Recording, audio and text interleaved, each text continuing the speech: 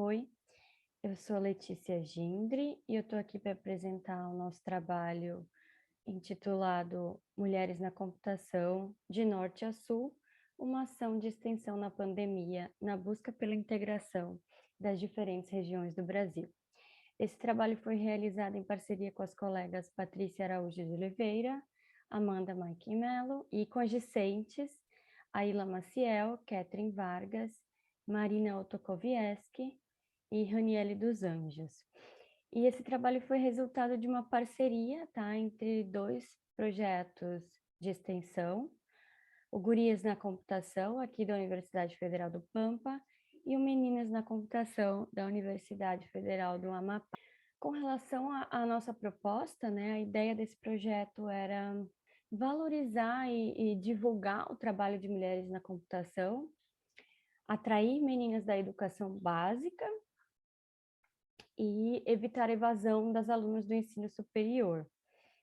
Com relação ao nome da proposta, né, a gente quis unificar um pouco essa ideia, né, que remete à integração de mulheres dentro do Brasil e também fazer uma brincadeira com o fato de que um projeto está lá no extremo norte e outro aqui no sul. Com relação à metodologia, eu separei aqui alguns pontos que eu acredito que foram os principais. Criação de grupos no WhatsApp para facilitar a comunicação entre os membros da equipe executora, criação de uma identidade visual que refletisse a nossa proposta, definição da periodicidade das lives, as lives foram quinzenais. Em seguida, a gente decidiu que seria vinculado a um componente curricular daqui da Unipampa, e o nome desse componente é Tecnologia em Contexto Social, que estava sendo ministrado por uma professora que faz parte da equipe executora do projeto. Em seguida, fizemos chamada e convites a mulheres das 5 regiões do país por meio de redes sociais para que elas se dispusessem a participar como palestrante dessas lives. Decidimos que a gente usaria distintos meios de divulgação, né? Então a gente divulgou de todas as formas que a gente conseguiu imaginar naquele momento, na lista do Meninas Digitais, em e-mail, nas redes sociais dos projetos e por aí vai. E por fim, né, a realização de uma live de abertura, onde as duas coordenadoras do projeto, no caso eu, Letícia Gindre, e a professora Patrícia Araújo de Oliveira, apresentaríamos a nossa proposta, a agenda de convidadas e os temas que seriam abordados nessas lives. Bom, foram realizadas 9 palestras entre agosto e dezembro de 2020, e aqui eu vou listar brevemente o título de cada uma delas. Apresentação e abertura do projeto, Meninas na Olimpíada, Mulheres no Poder, Mulheres na Ciência, Desafios e Conquistas, Rede de Colaboração de Mulheres na Computação, a experiência do Humanas Digitais da Universidade Federal do Pará.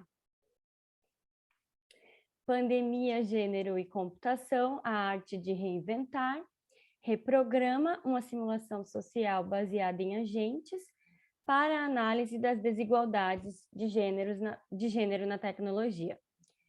Tecnologia, letramento e formação docente, jornada empreendedora e liderança. Com relação aos dados quantitativos, referente a visualizações e formulários de presença e avaliação, a gente acredita que conseguiu abranger um público com um número bastante razoável. Tivemos uma das lives que foi a mais assistida, a live de número 2, teve 412 visualizações. Com relação à lista de presença, tivemos na live 5, que era uma das lives vinculadas a componente de tecnologia em contexto social, tivemos 37 respostas. E com relação à avaliação, a live que mais teve respostas foi a primeira, tendo 15 respostas. e a live 6 teve apenas 2 respostas relativas à avaliação. Para o futuro, a gente pretende unificar, né, esses 2 formulários para um só, de maneira que a gente possa obter mais respostas relativas à avaliação das ações realizadas. Quanto a gênero das respostas do formulário de presença, a gente observa que a gente conseguiu alcançar o nosso público-alvo, que é o público feminino, na maioria das lives. Somente a live de número 5, que estava vinculada à componente de tecnologia em contexto social, teve público majoritariamente masculino. Relativo ao vínculo institucional, a gente observa aqui em verde a Unipampa e em vermelho a Unifap, e outras instituições representadas aqui pela cor azul. Conseguimos observar que temos ainda uma representatividade, né, muito maior de pessoas das 2 instituições do projeto. Então, acreditamos que a gente consegue, para o futuro, expandir muito mais essa divulgação, de maneira a gente alcançar outras instituições saindo um pouquinho do nosso nicho. Perfil das pessoas que estavam assistindo às lives de maneira síncrona. A gente tem aqui algumas opções como professor do ensino básico, em verde, estudante do ensino básico, em amarelo, professor do ensino superior, num tom de rosa, e estudante do ensino superior, em azul. Entre outros estão profissionais do mercado de trabalho ou outros funcionários das universidades. Então, a gente percebe por aqui, por esse gráfico, que tivemos muito mais estudantes do ensino superior, mostrando que ainda existe uma necessidade de trabalhar na divulgação dessas ações para que a gente consiga alcançar muito mais o público do ensino básico. De onde assistiu a live? Aqui a gente observa mais uma vez em verde o Rio Grande do Sul e em lilás o Amapá. Então, predominantemente, tivemos pessoas assistindo as lives de maneira síncrona, estando nos estados aos quais estão vinculados os projetos. No entanto, tivemos representação de diversos estados do país e conseguimos, nesse ponto, abranger as 5 regiões do país, como ficou sabendo da live. Aqui eu destaco, primeiramente, as palestras 5 e 7, que estão representando uma boa porção em amarelo. São os estudantes, né, da disciplina de tecnologia em contexto social que responderam que ficaram sabendo da live através da disciplina na qual estavam matriculados. Fora isso, o que a gente destaca aqui com relação a métodos mais eficazes de divulgação, a lista de e-mails, né? A gente tem uma lista de e-mails na Unipampa, que conseguimos divulgar para toda a instituição, nós somos uma instituição multicamp, né? E, em segundo lugar, eu destacaria o WhatsApp. Considerações finais.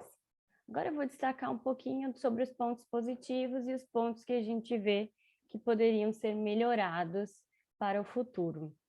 Bom, pontos positivos destacam a importância dessa parceria entre projetos que já atuam com incentivo ao ingresso e permanência de meninas e mulheres na computação e que isso seja ainda mais ampliado no futuro.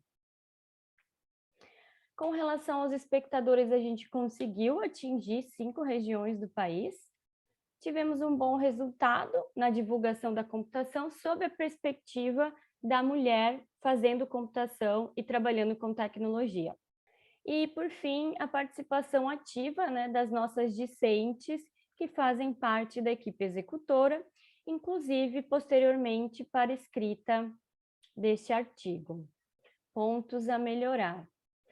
Acreditamos que a rede de contatos ainda tem uma ampla margem para melhoria, para que a gente consiga encontrar mais mulheres que podem ter interesse em participar dessas lives e conseguir integrar um pouco mais ainda as mulheres da computação no Brasil. Ampliar a articulação entre esses projetos, né, para que essa integração ocorra de uma maneira mais efetiva e que a gente também não fique tão só nos nossos nichos. E, por fim, ampliar o alcance em relação ao público do ensino básico. Agradeço pela atenção e até a próxima.